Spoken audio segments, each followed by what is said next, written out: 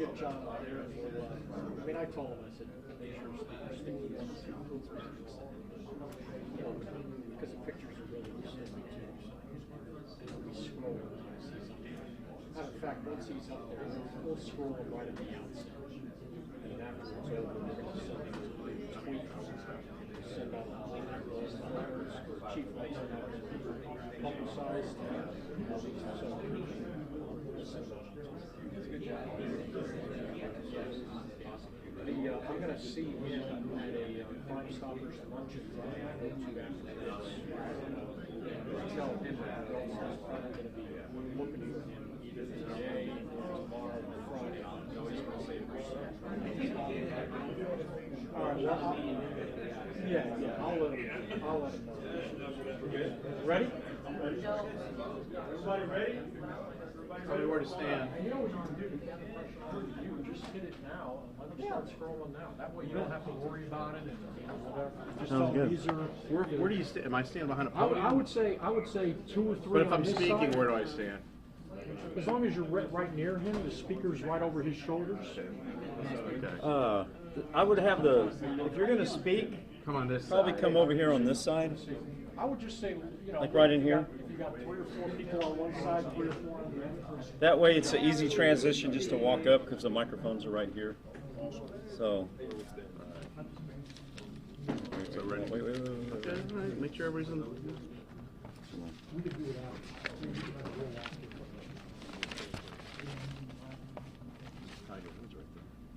Chief Diaz, you want to come over here since you'll be commenting?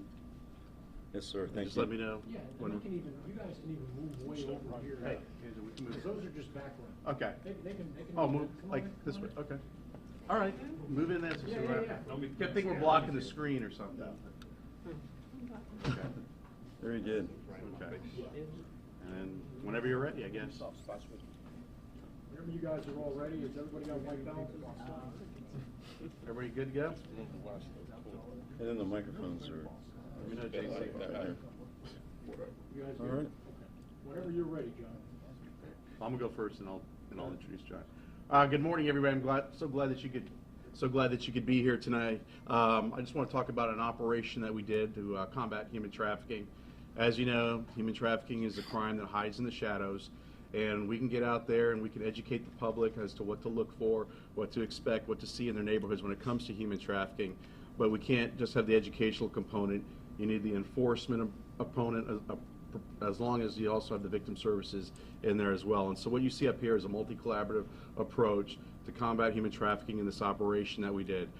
We had victim services, we had federal, state, local prosecutors, we had the Katy Police Department, Montgomery County Sheriffs, Harris County Sheriffs. A lot of people put a lot of work into this, and I'm going to let them speak about that. I just want to give you an overview that the reason we did this operation, we did it out in Fort Bend County, is I get a lot of questions, a lot of feedback from people saying, human trafficking, is it an inner city problem? Is it happening out in my neighborhood? Is it happening out where I live? And yes, it happens everywhere. Nobody's immune to it. And so this operation, we rescued juvenile victims. We rescued a bunch of victims that were now are seeking help and getting out, hopefully getting out of the life. We put a lot of traffickers in jail. These folks did a magnificent, incredible job to get out there and do that. And saving lives and putting traffickers in jail is what it's all about. But this just proves that this kind of crime is everywhere. And it's not something you can hide your head in the sand and not think it happens in my neighborhood. It happens everywhere. So I'm not going to go into any of the details. I'm going to let Sergeant John Wall, who helped conduct the operation, speak. John. Hey, good morning, everyone. As Captain said, I'm Sergeant John Wall with the Houston Police Vice Division Human Trafficking Unit. I also oversee the Human Trafficking Rescue Alliance of the Southern District of Texas. It's a task force composed of 22 local, state, and federal law enforcement agencies collaborating with victim services with the mission to identify victims of human trafficking, prosecute at the state and federal levels, and provide a comprehensive array of services to those victims that we recover.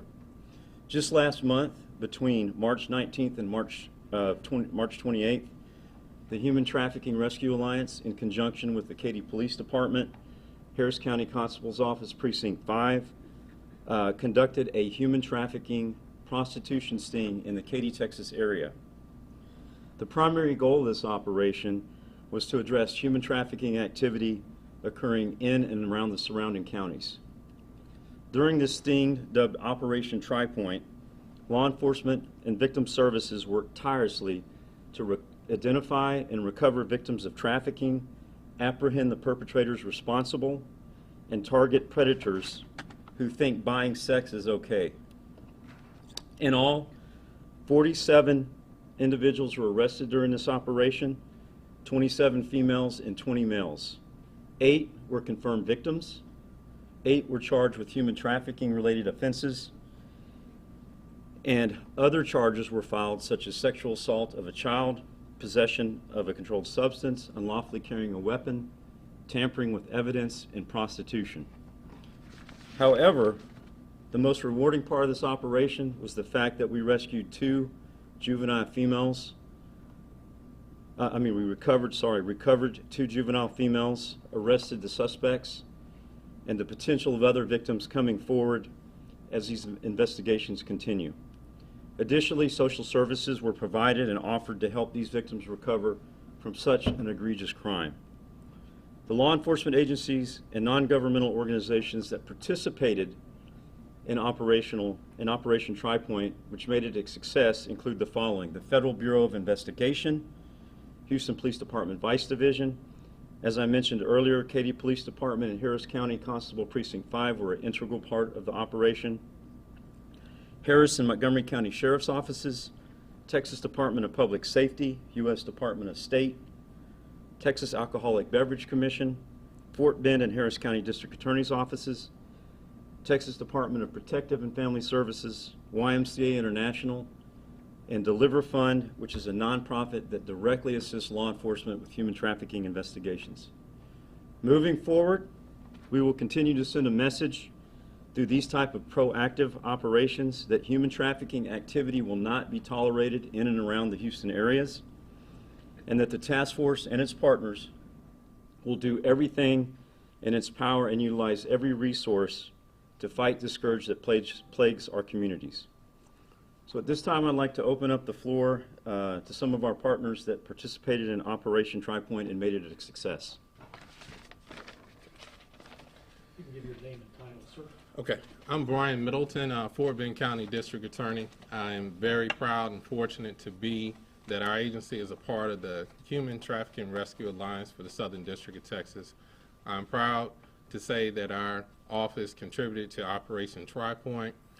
My office is committed to eradicating this problem in Fort Bend County. We realize it's a serious issue, and we're committed to combating it and making sure that Fort Bend County is safe and that these traffickers are run out of our county. And so I'd like to thank Sergeant Wall, HPD, all the agencies, the federal agencies that are involved in this task in keeping our community safe. Thank you.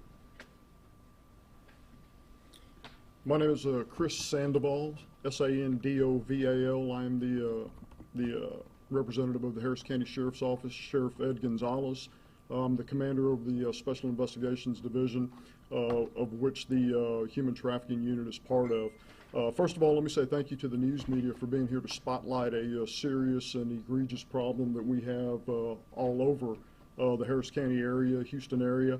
It's a very serious situation that we take very serious.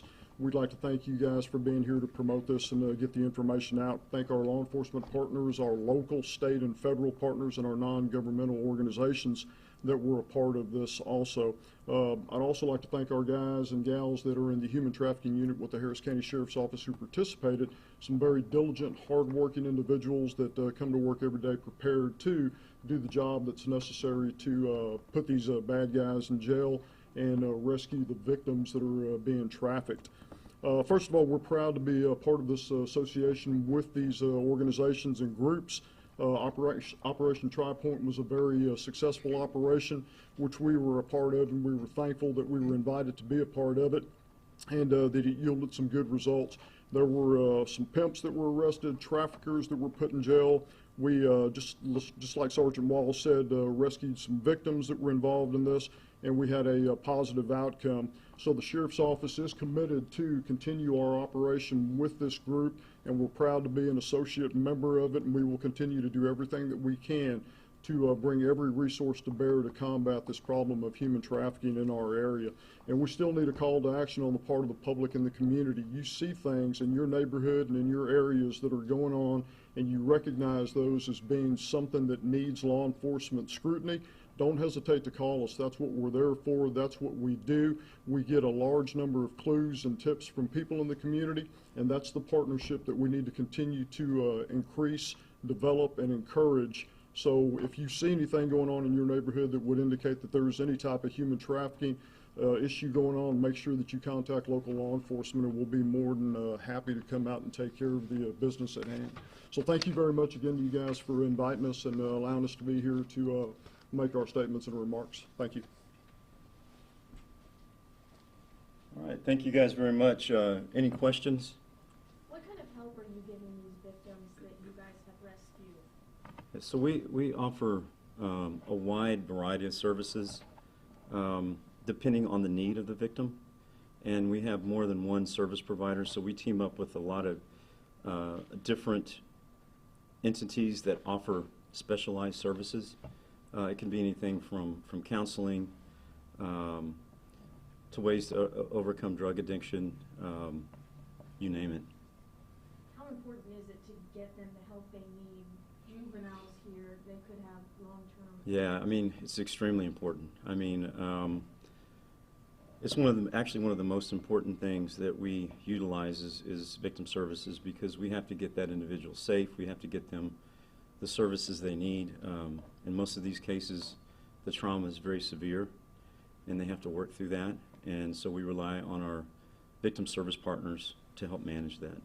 You have a message for people committing these crimes. You have a message for regular residents. What is your message to some of maybe the juveniles or the victims who are scared to come forward? We're here to help, first and foremost.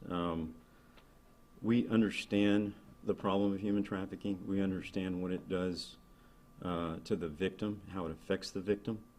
And we understand that they are scared to come forward, but we're going to do everything in our power to keep them safe, give them the services that they need to move forward in life. And at the end of the day, we hope that we can put the trafficker where he belongs, and that's in prison. Do you guys have plans for another operation soon? I can't really comment on that. All I can tell you is that moving forward, that we will do more of these type of operations throughout the community. Have a specific hotline that you have maybe for people who want to do a report or just to be in touch with the authorities? There is a specific line? A particular phone line to Yes. report? So we have the National Human Trafficking Hotline. Those tips come to us, or depending on what jurisdiction that person lives, they can call the local police department within their jurisdiction as well. You can call the Vice Division 713-308. 3800. 8600. 8600, excuse me, I got my numbers all mixed up. 8600. But yeah, any of the local law enforcement, KDPD, Montgomery County, Harris County, and of course the National Human Trafficking Hotline. The juvenile victims, could you say their age range roughly and whether or not they were runaways, were there people Yes. looking for them? The youngest victim was 16, and actually one of the victims were a runaway. You mentioned that we're 22 agencies working closely together, and my question is, why Katy? Why this place? Why do you choose Katy to do this kind of operation? So what we know is that human trafficking is occurring, like Commander Dale mentioned earlier. It's not just an inner city problem. It's occurring out in the suburbs. It's occurring in smaller communities. So we're not just targeting one specific area. We look at every area across the Houston area, Harris County area, and counties that join Harris County. We know that the trafficking is occurring out there, and obviously without getting into detail, we use intelligence to figure out where that activity is happening, and so to better utilize our resources. What kind of penalties or charges is going to be facing these persons? So depending on the case, some of these cases were first-degree felonies, very serious offenses, can carry 20 years to 99 years in prison. Also, we utilize, some of these cases will be filed on the federal side, and they have mandatory minimum sentencing. And those cases usually are anywhere in the range of 20 to 40 years prison time. One of the charges here is tampering with evidence. Can you speak to that? I really can't get into the details of that, as that's an ongoing investigation. I guess you can't comment on the specifics of the operation, like undercover or surveillance or things like that. You can't really say. That's correct. All I can tell you that it was a undercover type operation, and we used intelligence to identify possible victims and arrest the perpetrators. Were you all looking for these victims specifically? Had you received a tip that maybe they were in the area? Well, we not necessarily a tip, but we used the intelligence that we received through different sources and then we developed those leads. And it's not just a random an event. We actually look at areas that we think trafficking is occurring and utilize those resources as best as possible. I know in the past there's been mention of sort of the west side of Houston as being a very active area. Is that based on the number of tips that you all are getting or just from intelligence gathering? Well, I wouldn't say that it's any more active than the east side of town or the south side of town or the north side of town. But we do have intelligence that leads us to certain areas, and we, like I say, we want to devote our resources to the best possible targets. So, I think when you're talking about the west side of town, I mean, we have Bissonnet Street, which is for decades been known as a place to engage in this kind of activity. So we're conducting operations there daily and trying to get the word out that we're going to stop that, and that's not the place to go. But we also have a great influx of people that come to this city from out of country, and a lot of Asian population will stay out here in the west side, and that's why you'll maybe see more of a massage area, massage brothels, and that kind of thing out there. But that's based a lot of they can be victimized because they're new to this country and they're undocumented. They don't trust law enforcement where they come from. So that's why, just to piggyback on a little bit what Sergeant Wall said, that's why when the victims come forward, or the juvenile victims, they are the victim. They are not the suspect. We are not here to arrest them. We're here to provide resources and help to them, because a lot of these folks that are coming over here are scared of law enforcement. We need their help. They're the eyes and ears out there. So we need them there to tell us what's going on out there. So we're in no way, shape, or form looking at them as suspects. We need their help, and they'll be treated as victims. I mean, you see the flicker of all these different perpetrators up there, and we're just telling the demand side that, hey, this isn't acceptable, and we're focused on you because you're not going to engage in this kind of criminal activity and victimize our folks. Were the victims recovered, were they all, were any of them foreign-born? Were they trafficked from other places, or were they not to my knowledge, no. Majority of the victims that we get, I'd say 90%, I'm just using that as are domestic, are right here in this town. They're not low income. They can be, from affluent communities. So that's why we call it everyday problem, but a crime that hides in the shadows. And the 16-year-old and the other minor, did the buyer know that they were underage? So in that particular situation, the juveniles were being trafficked by a male, and he actually showed up at the scene. So that's how we made the connection. Most of them know what they're dealing with. Yeah, they're dealing with juveniles, and they don't. How about maybe undocumented people who maybe just passing for something like this, and they are afraid to do a report, or maybe they are afraid just to do a call? What is the message for these people? Maybe kind of call leads to the investigation. They need to call us. They need to call us. We are not here in the business of. We are here to rescue victims and put traffickers in jail. And if you're coming to this country, we need you. You're the eyes and ears. So if they think they see something trafficking, by all means, call us. We need that information. We need to help rescue our young and old alike that are engaged in this practice to get them the help that they need. So we're telling the immigrant community in Houston and in the outlying areas that, hey, it's okay to come to law enforcement. We can't do it without you. We call it the force multiplier. We need them. This is not a standalone operation without their help. And I might just add to that. Can you go up to the microphone, Andrew?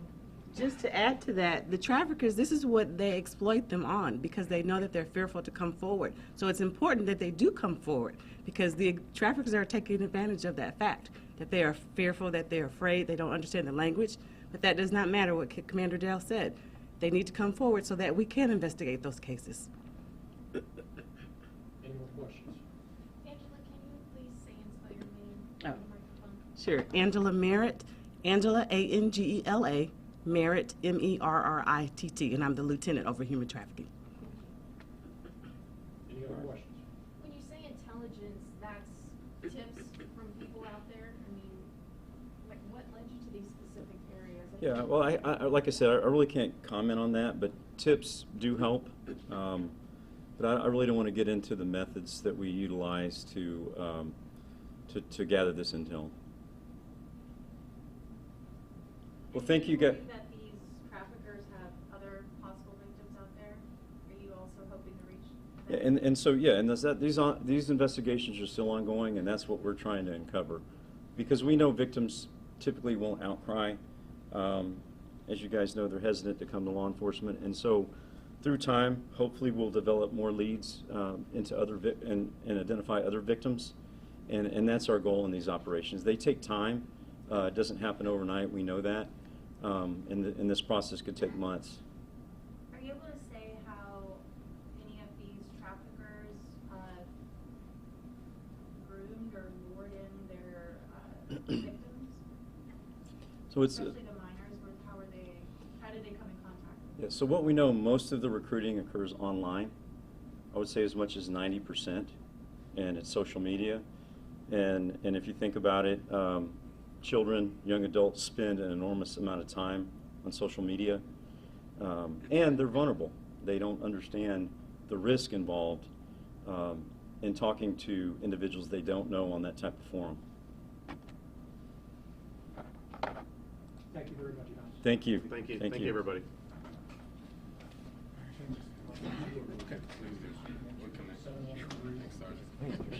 Great words. Thank you, man. I appreciate it.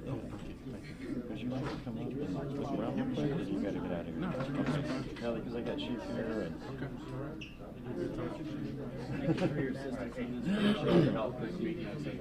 And the same.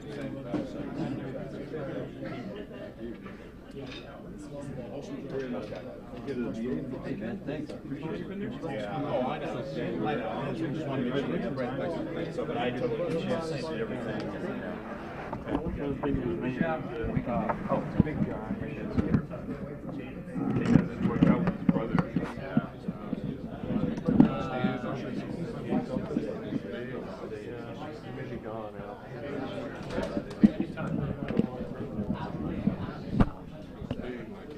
Excuse me.